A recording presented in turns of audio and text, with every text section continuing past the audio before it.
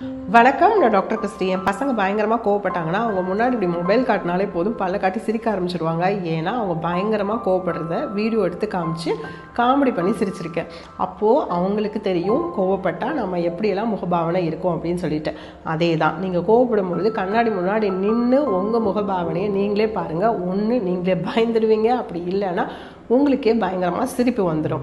உங்களோட கோபம் உங்களை ரொம்ப விகாரமாக ஆக்குமே தவிர உங்களோட வாழ்க்கையில் ஒரு சின்ன மாற்றத்தை கூட தரப்போகிறதில்ல.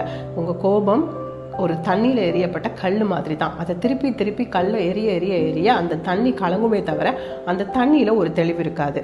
உங்கள் கோபம் திருப்பி திருப்பி உங்களை அதிகப்படியான குழப்பத்துக்குள்ளேயும் உங்களோட வாழ்க்கையில் தொந்தரவுகளையும் தருமே தவிர உங்களுக்கு அது தீர்வு தராது. அதனால் உங்களுக்கு பயங்கரமாக கோபம் வருதா, தனியாக போயிடுங்க.